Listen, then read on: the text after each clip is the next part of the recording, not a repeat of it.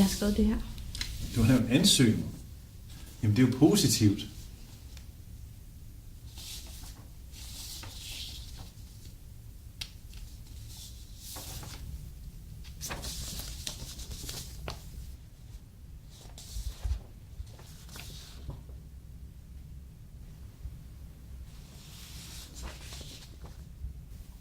Hvad er det? Ja, det er jo så ikke en ansøgning. Det er en historie, jeg har skrevet om hypnose. Jeg har researchet en del på negative og positive energier og spiritualitet og den slags. Det er så 4. kapitel, men jeg er faktisk i gang med 5. og har været... Line, det kan man jo ikke leve af. Nej, men jeg havde tænkt på forfatterskolen, og så måske... Forfatterskolen? Altså, der er kun 6-8 mennesker, som bliver optaget om året på forfatterskolen. Nej, ved du hvad, nu skal du prøve at kigge her. Jeg har sådan en brochure her med en masse uddannelse, vi lige kan læse. Så kan du tage den med hjem og kigge på den, og så kan du vende tilbage til mig, og så kan vi få dig videre i systemet. Okay. For det er jo det, vi gerne vil, ikke? Jo, det er det vel.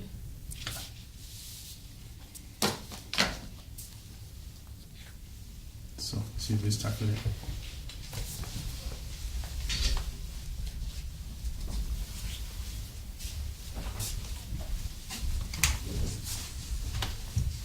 Fortsæt god dag. Hej, velkommen til. Ja, tak skal du have. Kom ind for.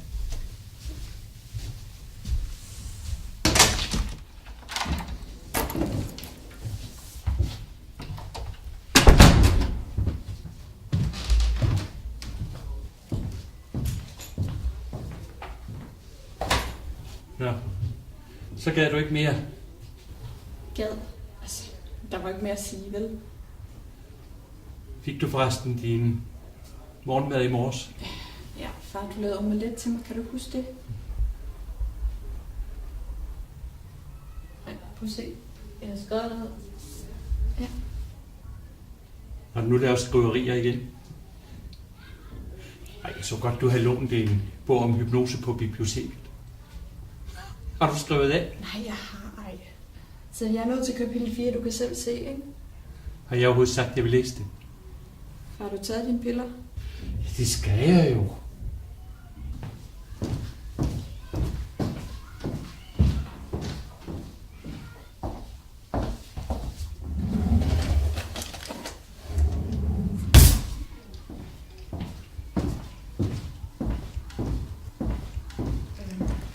Gider du ikke lige tage dem igen? Hvad?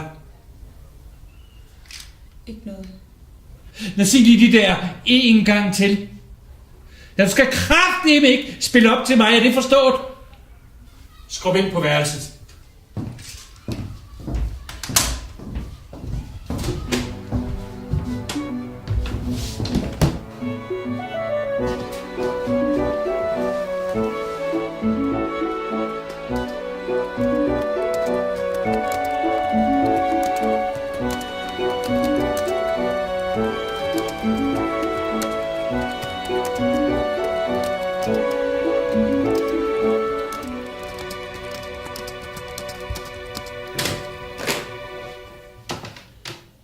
Er du overhovedet klar over, hvad der skal til for at blive en god forfatter?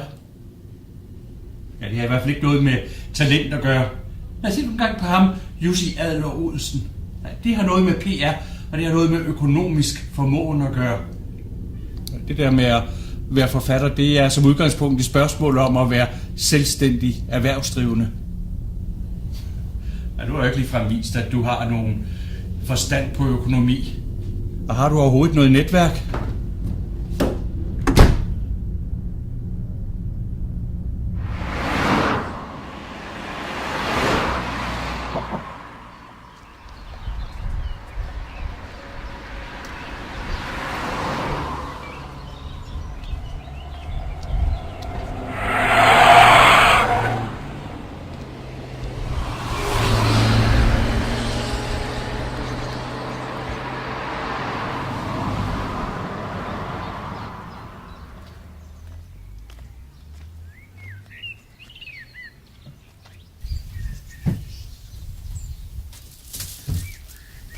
Hey Birgitte, Ja? leder du efter noget? Nej, jeg kigger bare.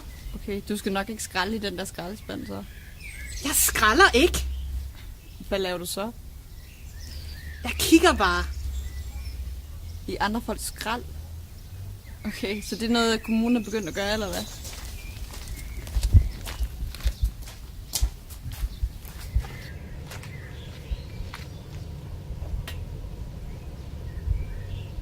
Det er en dansk arkitekt, der skal bygge Marsbasen.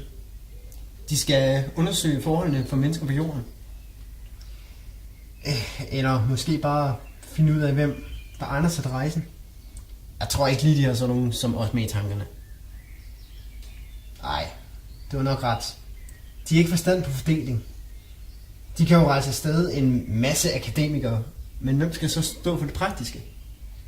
Det er da en interessant samtale, I har gang i. Hej. Var døren åben? Yes, det er den i hvert fald nu. Hvordan går det derhjemme? Altså fint nok. Min far han er ikke så deprimeret, som han kan være den, ikke? Så helt godt er det. Nej, altså det er ikke helt super, men altså... Jeg har også mistet overblikket over alt det, jeg får tilsendt fra jobcenteret, så... Det kan jeg godt forstå. Skal vi ikke sidde nu? Jo.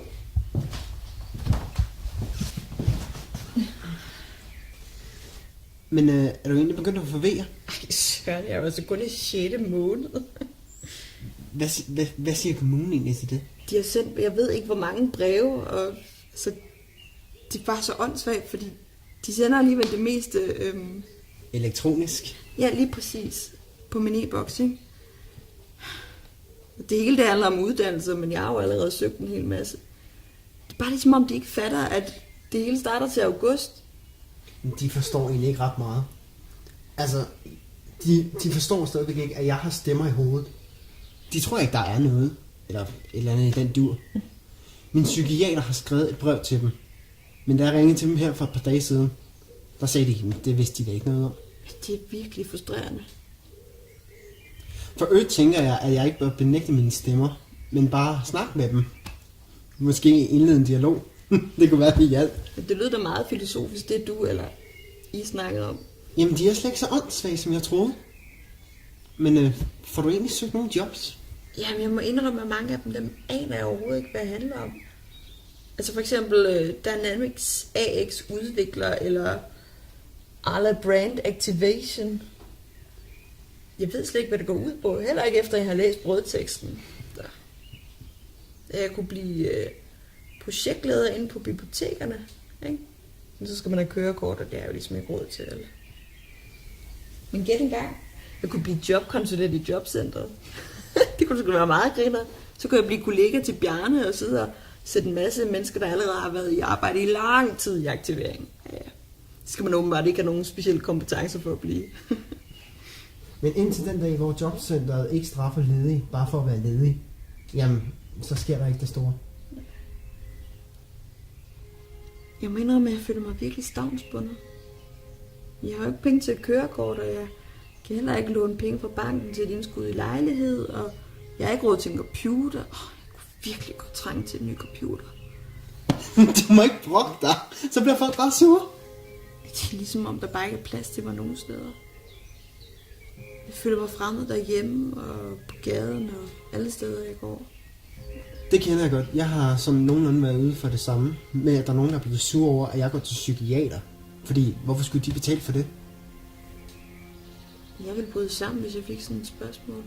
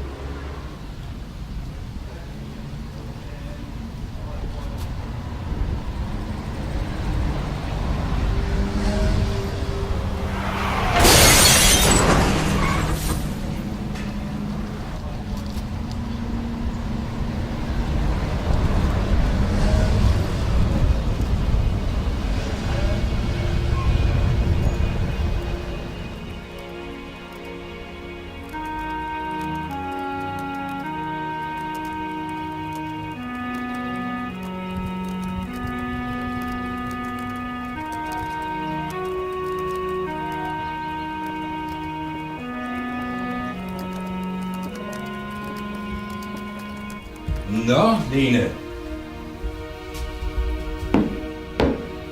Vi har jo kigget lidt på din ansøgning og synes, at din alder, den er da helt perfekt til det her job.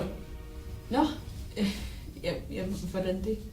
Jamen, du er snart 29, og du er en erfaren ung kvinde, ikke? Du har arbejdet med forskellige ting. Du har været frivillig i forskellige foreninger. Du har lavet poetry slam.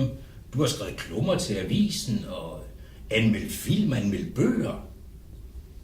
Men så kan jeg se, at der er ikke rigtig noget videregående uddannelse ud over HF. Du har været på Journalisthøjskolen. Ja. Det var ikke lige helt mig. Det var ikke lige det, jeg ville. Nej, så startede du på universitetet. Ja. Ja, hvad læste du der? Der læste jeg psykologi. Det blev lidt for teoretisk, synes jeg. Ja, jeg bliver lige nødt til at spørge lidt ind til din graviditet også. Nå, okay. Ja, fordi der bliver vel noget med noget barsel måske. Jamen, det tænker jeg, vi kunne tage til den tid. Ja, så vidt jeg ved, så må du slet ikke spørge ind til min graviditet. Ja, men det var vel også det for i dag. Vil du have mere kaffe?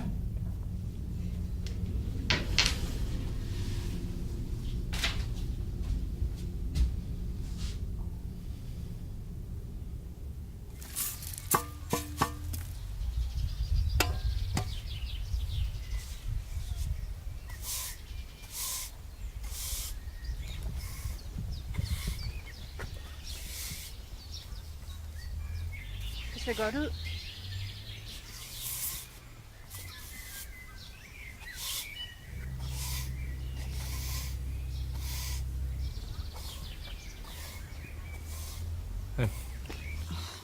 Hold nu op, Glenn. Vi skal lige snakke. Om hvad? Børnepenge? Nej, om forældremyndighed. Nej, jamen, det har vi snakket om, ikke? Du får hende en gang om ugen, når hun er 3 år. Det er netop det.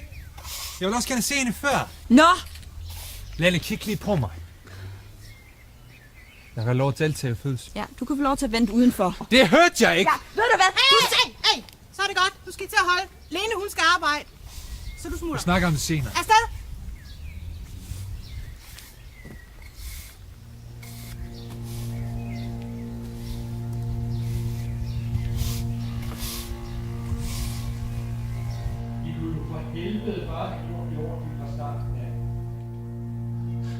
Bilen, den har jo lige været til syn. Og hvad siger du? Nej, jeg synes så afgjort, at ansvaret er deres. Om nogens. Det siger jeg kun, fordi jeg har talt med Laursen og Søn. Ja, det er jo netop derfor, at jeg ikke synes, sagen er interessant nok. Jeg er ret sikker på, at hun havde gjort det samme, hvis det var din kone, der havde gjort sig igen. Jeg kan for eksempel min datter synes, at mor fødte i livet, som kunne have været undgået. Hvad snakker du om? Ja, min datter, hun tror, hun kan leve af at skrive historier.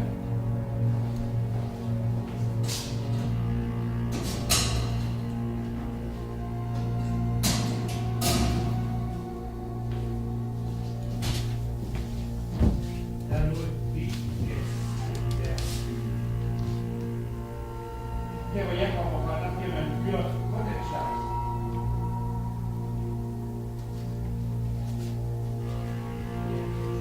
Ja. Når der er noget, I ikke kan give ud af, så får I lønforhøjelse. Jeg tror, vi har de næste adresse. Ja, hallo, er det Bjarne? Trods inkompetence. Nej, okay, hvornår kom han? Okay, jamen jeg har fået et brev, og jeg har ikke fået mine penge. Ja, men så vil jeg godt bestille tid, så. Ja, det er fint. Okay. Tak.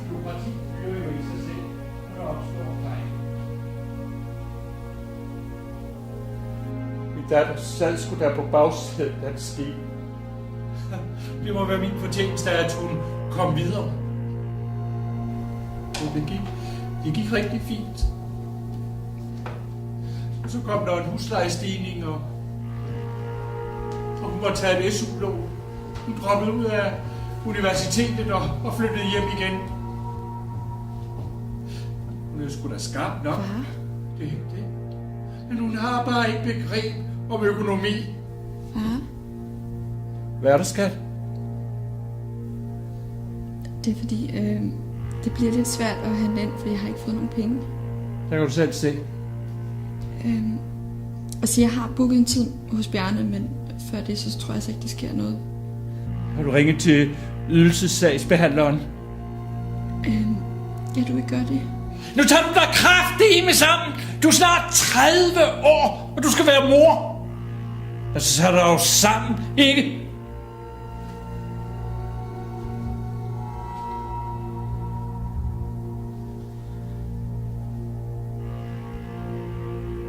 Ja, hallo, det er Line Mortensen. Ja, det er fordi, jeg har fået et brev, som fastslår, at jeg ikke får nogen penge den her måned, og så vil jeg bare godt høre, hvad det handler om. Ja, 0904 85 31 32.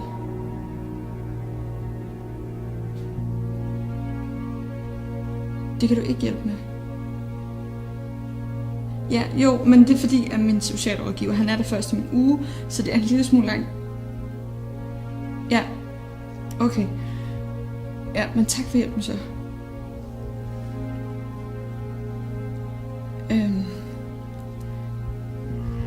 Han kunne kun sige, at de har stoppet min hjælp, men han vidste ikke hvorfor. Ja, det er kommunen i en nødskat. Ja, men det er en lille smule frustrerende, at vi ikke kan handle ind før om en uge, ikke? Det ved du da, sådan er det jo. Jobcenter, der er inkompetencens højborg.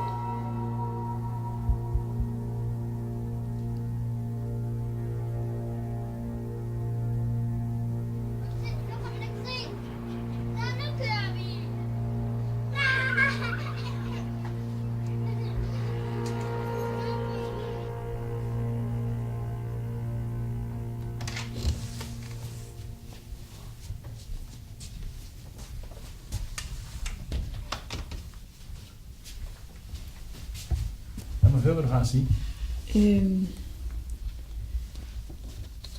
Ja, altså, I har stoppet min hjælp. Ja, du har en til at forsørge dig. Altså, min far, han har 7.800 kroner at leve for om måneden. Nej, det var nu din kæreste, vi tænkte på. Kim? Ja, Altså, vi er ikke sammen. altså vi er en anden opfattelse. I blev set sammen, da du var i aktivering. Ja, og altså, vi skal have et barn sammen, men vi er altså ikke kærester mere. Jamen, så må vi starte din sag op igen. Søger du stadig job? Ja, og så venter jeg svar for et par uddannelser også. Ja, så SOSU-uddannelsen, den starter op her næste måned. Ja, men den har jeg altså ikke sygt ind på. Nej, men vi kan jo altid snakke med dem. Ja, men jeg skal ikke være sosu-assistent.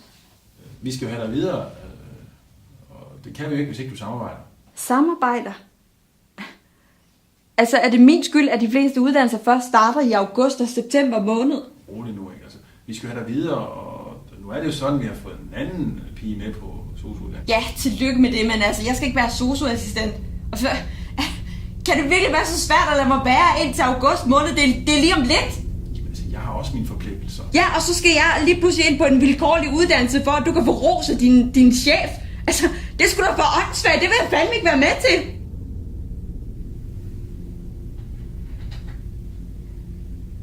Jamen, så kan vi ikke hjælpe dig.